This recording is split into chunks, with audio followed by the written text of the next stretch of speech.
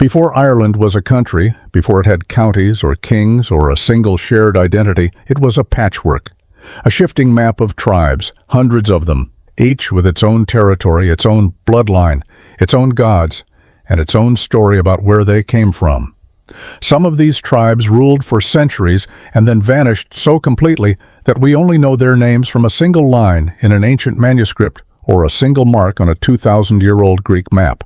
Some of them came from Spain, some came from Greece, some, according to the oldest stories Ireland ever told, came from another world entirely and never really left.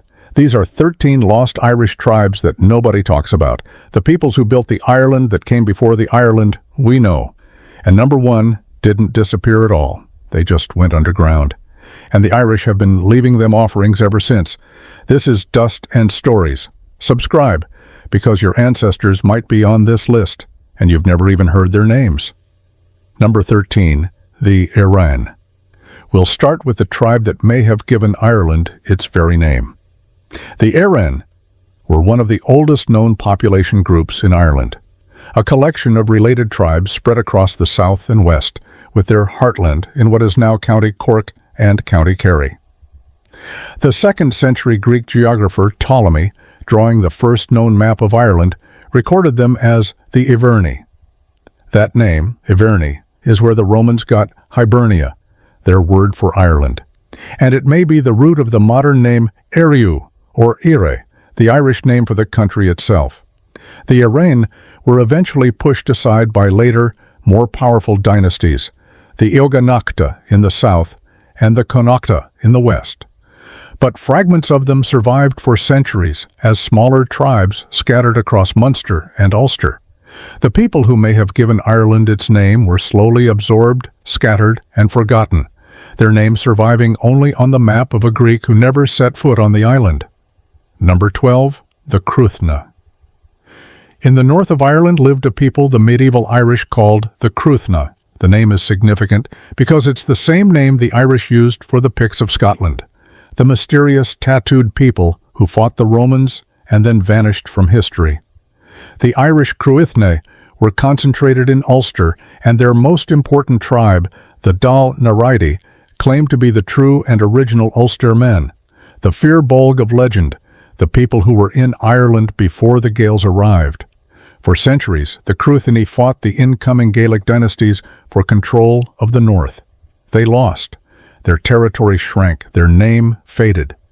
But the connection between the Irish Cruthin and the Scottish Picts hints at something most people never consider, that the populations of Ireland and Scotland were once part of a single ancient world that stretched across the narrow sea between them long before either country existed.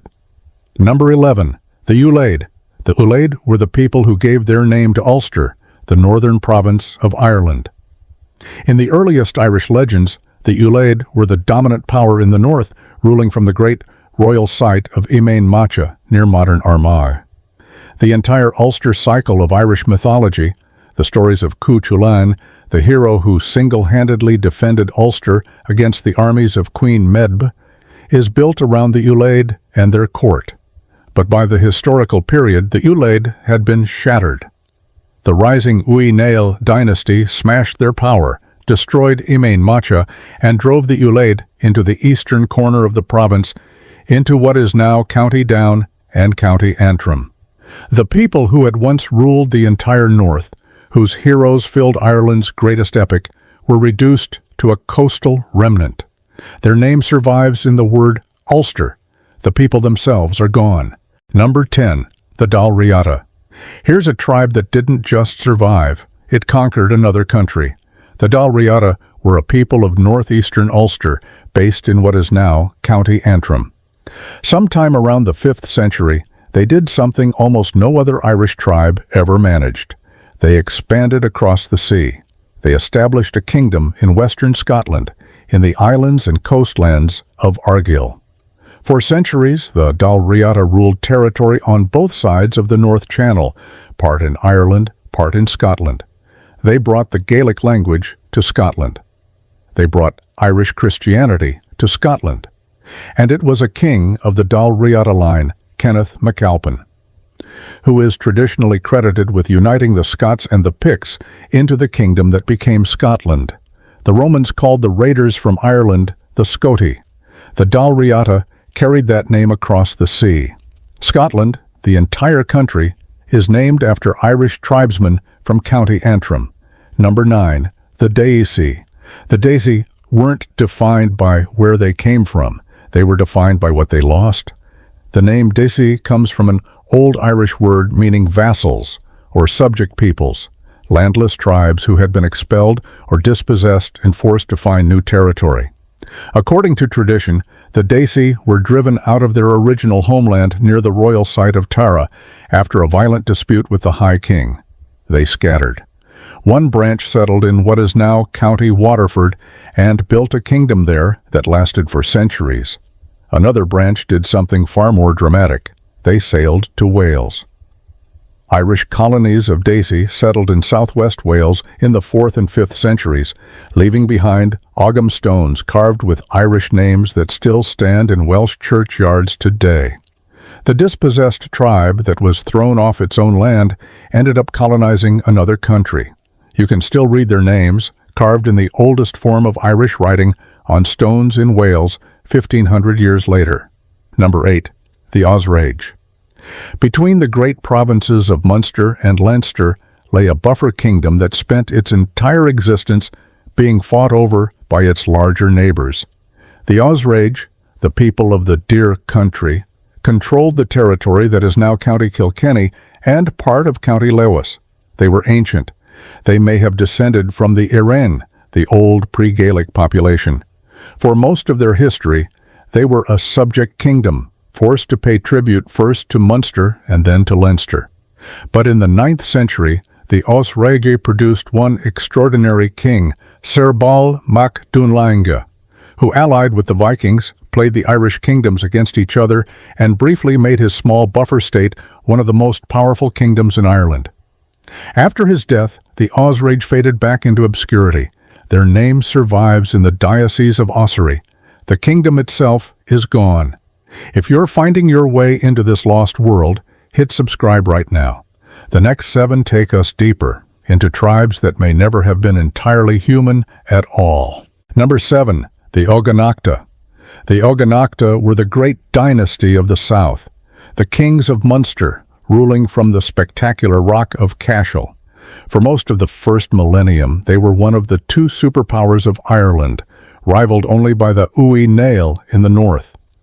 They claimed descent from a legendary ancestor named Eogan Mór. Unusually for an Irish dynasty, they seem to have produced kings who were also bishops, combining religious and political power in a way that made Cashel one of the most important centers in Ireland.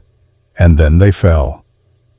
In the 10th century, a new power rose in Munster, the Dalcash, the tribe of Brian Boru, and shattered the Eoghanacht dominance forever. The dynasty that had ruled the south for 700 years was eclipsed in a single generation. The rock of Cashel still stands. The Eoghanacht who built their power there are a footnote. Number 6. The Dalcash. The tribe that destroyed the Eoghanacht deserves its own place on this list because they produced the most famous High King in Irish history and then almost vanished. The Dalcash were a relatively obscure tribe from what is now County Clare. In the 10th century, under a series of ambitious leaders, they rose with astonishing speed. Their greatest son was Brian Boru, the man who broke the power of the Eoghanacht, made himself king of Munster and then king of all Ireland, becoming the first man in centuries to genuinely rule the whole island. Brian Boru died at the Battle of Clontarf in 1014, in the moment of his greatest victory against the Vikings. After his death, his dynasty, the O'Briens, survived, but the broader Dalcash tribal identity dissolved into the clan system. The tribe that produced Ireland's greatest king became a surname. Number 5. The Laigin. The Laigin gave their name to Leinster, the eastern province. According to legend, they came from Gaul or Britain, and their name may derive from the broad-bladed spears, the Laigin, that they carried. The Laigin were one of the oldest and most established peoples in Ireland, controlling the rich farmland of the southeast for centuries. But they had the misfortune of bordering the most aggressive dynasty in Irish history, the Uí Néill, who spent generations trying to force the Laigin to pay a humiliating tribute called the Borama, the cattle tribute. The wars over the Borama lasted for centuries. The Laigin were gradually pushed back, their territory shrinking under relentless pressure from the north. Their name survives in Leinster. The original Laigin tribes were scattered and absorbed. Number 4. The Nemedians. Now we cross the line from history into legend, into the realm of the ancient Irish origin story, the Libor Gabála Éireann, the book of the taking of Ireland. According to this medieval account, Ireland was settled 6 times by 6 different peoples. The Nemedians were the third. Led by a man named Nemed, they came to a nearly empty Ireland, multiplied, and then were almost destroyed, partly by plague, partly by war, against a sinister sea-raiding people called the Fomorians. The survivors of the Nemedians, according to the legend, scattered across the world. One group fled north, one fled to Britain, one fled to Greece, and from those scattered survivors, the legend says, came the next peoples to settle Ireland, including the Fir Bolg and the Tuatha De Danann. The Nemedians are the root of the entire mythological family tree. Whether they ever existed in any form is unknown, but the ancient Irish believed every later people on the island descended from those few scattered survivors. Number 3. The Fomorians. The Fomorians are the strangest and darkest people in the entire Irish origin story. They were not settlers, they were not farmers, they were a hostile, monstrous, sea-dwelling people who plagued every group that tried to settle Ireland. Some accounts describe them as deformed, one-eyed, one-armed, one-legged. Their king, Balor of the Evil Eye, had a single eye that could destroy armies with a glance. The Fomorians are often interpreted as the personification of chaos, blight, and the destructive forces of nature, the powers that ancient farming people most feared. They demanded tribute. They blighted crops. They appear again and again as the enemy of every people who tried to tame the island. In the great mythological battle of Mag Tuired, the Tuatha De Danann finally defeated them, and Balor was killed by his own grandson, Lug, who put a sling stone through that terrible eye. The Fomorians never settled Ireland. They just haunted it. And in the folklore of the Irish coast, the fear of something monstrous coming in from the sea never fully went away. Number 2. The Fir Bolg. The Fir Bolg are the people the medieval Irish believed were in Ireland before the gods arrived. Their name is usually translated as men of bags. According to the legend, they were descendants of the scattered Nemedians who had fled to Greece, where they were enslaved and forced to carry bags of soil and clay. Eventually they revolted, built ships from their bags, and sailed home to Ireland. They divided the island into 5 provinces, the same 5-fold division that shaped Ireland for the next 2,000 years. They established the sacred kingship at Tara. They ruled for a generation, and then a new people arrived from the north in a mist, the Tuatha De Danann, and defeated the Fir Bolg at the first battle of Mag Tuired. The Fir Bolg king's champion, Sreng, fought the Tuatha De Danann king Nuada in single combat and cut off his arm. But the Fir Bolg lost the war. They were pushed to the margins, to Connaught, to the Aran Islands, where the great stone fort of Dún Ann Casa is still attributed to them. The people who divided Ireland into its provinces and built its sacred kingship were defeated by the gods themselves, and remembered ever after as the old race, the people who came before.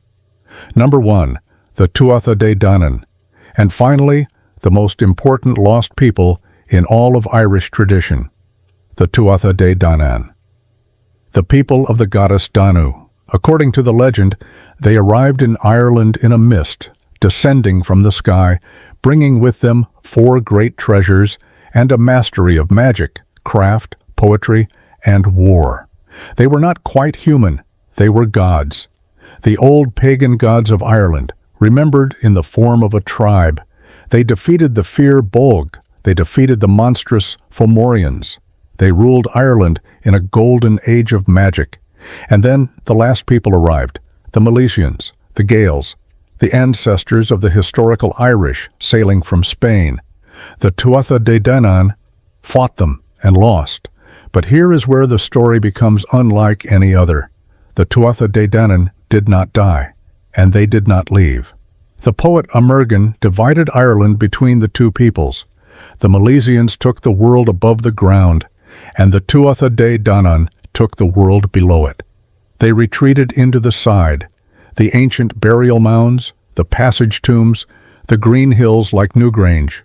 They cast a veil of invisibility over themselves, and they became the Aosi, the people of the mounds, the fairy folk.